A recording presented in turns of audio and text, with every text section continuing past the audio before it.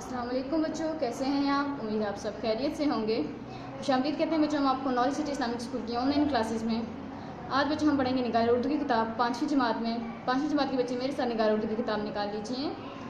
بچوں آج ہمارا سبق ہے حضرت ابراہیم بن ادہم۔ سب بچے میرے ساتھ صفحہ نمبر 28 پر آ جائیے۔ صفحہ نمبر 28 پر بچوں ہمارے پاس سبق ہے حضرت ابراہیم بن ادہم رحمۃ اللہ علیہ۔ بچوں اس پارٹ میں ہم اس کی صرف ریڈنگ کریں گے اور میں آپ کو اس کی پڑھائی کر کے اس کی وضاحت دوں گی۔ انشاءاللہ اگلے پارٹ میں ہم اس کی مشق کریں گے۔ چلیں ہم آج کا اپنا سبق شروع کرتے ہیں۔ حضرت ابراہیم بن ادہم رحمۃ اللہ علیہ۔ نصف سے زیادہ شب بیت چکی تھی، دن بھر کی تھکی ماندی دنیا خواب خرگوش کے مزے لے رہی تھی۔ بادشاہ بھی اپنے محل میں محو خواب تھا۔ آہٹ سے اچانک اس کی آنکھ کھل گئی، آس پاس کوئی نہ تھا۔ پھر یہ آہٹ کیسی ہے؟ اس نے سوچا۔ آہٹ پھر سنائی دی، جیسے کوئی چھت پر ٹہل رہا ہو۔ اس نے غور سے دیکھا، ایک سایہ حرکت کر رہا تھا۔ چھت پر ایک سایہ حرکت کر رہا تھا۔ قریب جا کر پوچھا، کون ہو بھائی؟ اپنا دوست ہی سمجھ لیں۔ یہاں کیا کر رہے ہو؟ اپنا اونٹ تلاش کر رہا ہوں، جواب ملا۔ یہ کیسے ممکن ہے کہ شاہی محل میں اونٹ آ جائیں اور وہ بھی محل کی چھت پر؟ بادشاہ نے پوچھا۔ اگر وہ ممکن نہیں تو یہ کیسے ممکن ہے کہ ریشمی لباس پہننے والے کو خدا مل جائے؟ اسی لہجے میں جواب ملا۔ یہ جواب سن کر بادشاہ لرز اٹھا۔ دوسرے دن ایک اور واقعہ رونما ہوا۔ یہاں تک جو ابھی ہمیں بتایا گیا ہے، آدھی رات بیت چکی تھی، دن بھر کی تھکی ماندی دنیا خواب خرگوش میں سو رہی تھی۔ خواب خرگوش یعنی غفلت میں سو رہی تھی دنیا ساری، اور سب اپنے اپنے خوابوں میں مگن تھے۔ اچانک سے محل میں بادشاہ کو ایک آہٹ سنائی دی۔ بادشاہ نے ادھر ادھر دیکھا کہ یہ آہٹ کس چیز کی ہے، پر اس کو کچھ محسوس نہ ہو، لیکن پھر سے آہٹ سنائی دی، جس پر وہ باہر گیا۔ جا کر اس نے دیکھا چھت پر ایک سایہ تھا، جس سایہ سے اس نے دریافت کیا، کون ہو بھائی؟ جس پر اس آدمی نے جواب دیا، اپنا دوست ہی سمجھ لیں۔ بادشاہ نے حیرانی سے پوچھا، مطلب یہاں پہ کیا کر رہے ہیں آپ؟ تو جس پر اس آدمی نے جواب دیا کہ اپنا اونٹ تلاش کر رہا ہوں۔ بادشاہ نے جواب دیا، یہ کیسے ممکن ہے کہ محل کی چھت پر آپ کا اونٹ آ جائے؟ جس پر اسی حیرانی اسی لہجے سے دوسرے بندے نے جواب دیا کہ تو یہ کیسے ممکن ہے کہ ریشمی لباس پہننے والا خدا تعالیٰ کو پالے؟ یہ جواب سن کر بادشاہ لرز اٹھا، کانپ اٹھا تھا بادشاہ کہ یہ اس بندے نے کیا بات کی۔ اسی طرح آگے ہے، دوسرا دن ایک اور واقعہ رونما ہوا۔ دربار عام لگا تھا۔ بادشاہ حسب معمول تخت پر بیٹھا فیصلے کر رہا تھا۔ اچانک ایک شخص دربار میں داخل ہوا۔ وہ بڑے رعب سے قدم بڑھاتا ہوا تخت تک آ پہنچا۔ امراء اور وزراء اپنی اپنی جگہ پر موجود تھے، لیکن کسی کو کچھ کہنے کی جرات نہ ہوئی۔ سب دم بخود اس نڈر شخص کو دیکھ رہے تھے۔ اسی طرح بچوں اگلے دن کا واقعہ بیان کیا گیا ہے ہمیں۔ اگلے دن ایسے دربار میں عام روٹین کے حساب سے، روزمرہ کی مصروفیات کے حساب سے بادشاہ فیصلہ کر رہا تھا۔ وہاں پر ایک شخص آیا اور وہ بڑے رعبدار انداز میں اس کی طرف قدم بڑھاتا ہوا بادشاہ کی طرف گیا، اور وہ اتنا رعبدار تھا، اتنا نڈر تھا، اتنا بہادر تھا وہ کہ کسی بھی امراء وزراء میں سے کسی کی ہمت نہ ہوئی وہ کچھ کہہ سکتا۔ ان میں کسی کی میں بھی اتنی جرأت اور ہمت نہیں تھی۔ وہ شخص آگے ایسے ہی بڑھتا گیا اور دیکھ رہے تھے جس کو بادشاہ۔ اب آگے بڑھتے ہیں ہم بچے۔ بادشاہ نے اجنبی کو سر سے پاؤں تک غور سے دیکھا اور نہایت تعجب سے پوچھا۔ بادشاہ نے اس کو سر سے پاؤں تک دیکھا اور نہایت حیرانی سے پوچھا، تم کون ہو اور یہاں کس مقصد سے آئے ہو؟ میں بھی اس سرائے میں کچھ دیر آرام کرنا چاہتا ہوں، اس نے جواب دیا۔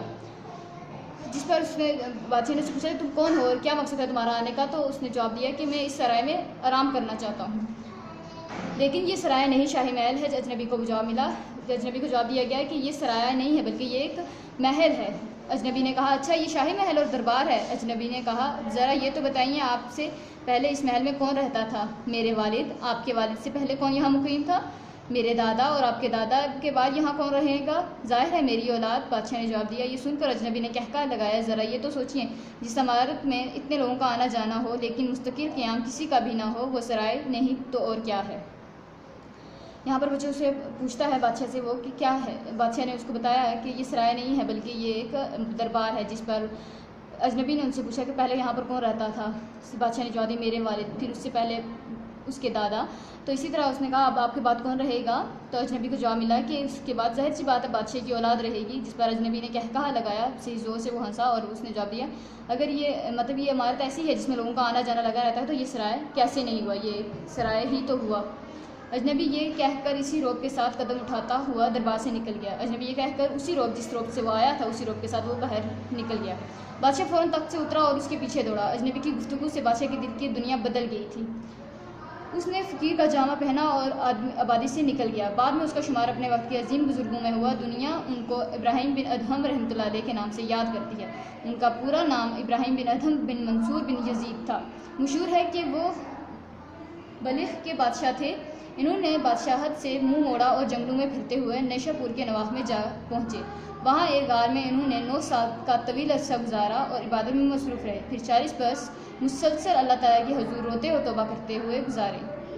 پھر مکہ مکرمہ پہنچ کر حج کا فریضہ ادا کیا۔ وہ کہیں بعض تک حرم شریف کے مجاور بنے رہے۔ یہاں قیام کے دوران بزرگان دین کی کثیر تعداد سے ملاقات کا موقع نصیب ہوا۔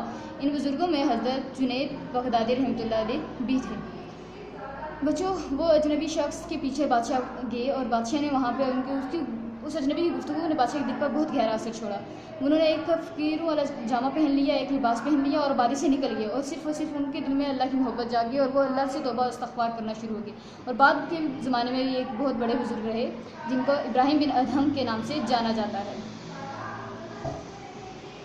ابراہیم بن ادہم ایسے گزرے ہیں جنہوں نے اپنے بادشاہت سے منہ موڑ کر صرف اللہ کی عبادت کو ترجیح دی، اور انہوں نے ایسے ہی 40 سال پہلے تو 9 سال کا طویل عرصہ عبادت میں مصروف رہے۔ ایک غار میں 9 سال تک عبادت کرتے رہے۔ پھر اس کے بعد 40 برس تک اللہ کے حضور روتے اور توبہ کرتے رہے۔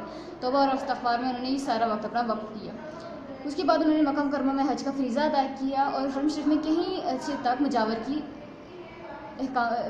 کے فرائض نبھاتے رہے۔ یہاں قیام کے دوران انہیں بہت سارے بزرگان دین سے ملاقات کا شرف بھی نصیب ہوا، جن میں ایک بزرگ حضرت جنید بغدادی رحمۃ اللہ علیہ بھی تھے۔ حضرت ابراہیم بن ادہم رحمۃ اللہ علیہ زہد و توکل کے اعلیٰ مقام پر تھے۔ آپ کی تعلیم یہ تھی کہ توکل کے معنی کسب معاش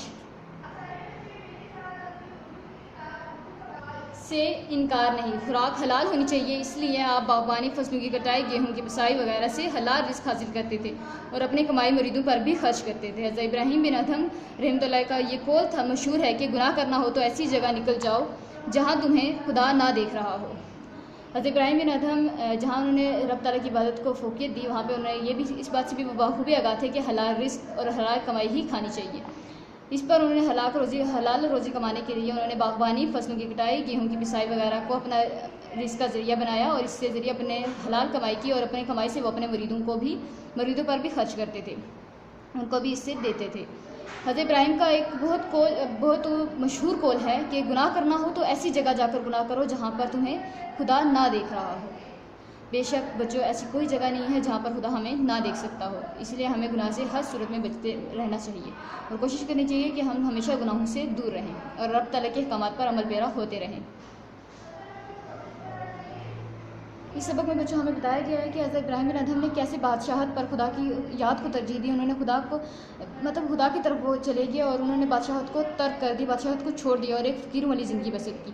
اور ہمیں اس سبق میں بچوں بتایا گیا ہے کہ یہ دنیا جو ہے وہ ایک سرائے ہے، یہ مستقل جگہ ہے ہی نہیں ہمارے لیے، یہ ایک بس آنے جانے کے ہمارے آرام، تھوڑے سے دیر کے آرام کے لیے کی جگہ ہے یہ، جس پر ہم ایک کے بعد دوسرے کے بعد تیسرا آتا اور جاتا رہتا ہے، اور ہمارا یہ مستقل ٹھکانہ ہرگز نہیں ہے۔ ہمیں صرف اور صرف آخرت کی فکر کرنی چاہیے جو کہ ہمارا مستقل ٹھکانہ ہے اور جہاں پر ہماری ہمیشگی کی زندگی ہمیں حاصل ہوگی۔ اس لیے ہمیں بچوں دنیا کی اسائیوں سے دل لگانے کے بجائے سادہ زندگی بسر کرنی چاہیے۔ بچوں امید ہے آپ کو آج کا سبق سمجھ میں آ گیا ہوگا۔ آپ نے بچوں اس یونٹ کی پڑھائی 4 سے 5 دفعہ کرنی ہے تاکہ اس میں مشکل الفاظ جو بھی ہیں وہ آپ ان کو اچھی طریقے سے سمجھ سکیں، ان کو یاد کر سکیں۔ اپنا خیال رکھیے گا بچوں، اللہ حافظ۔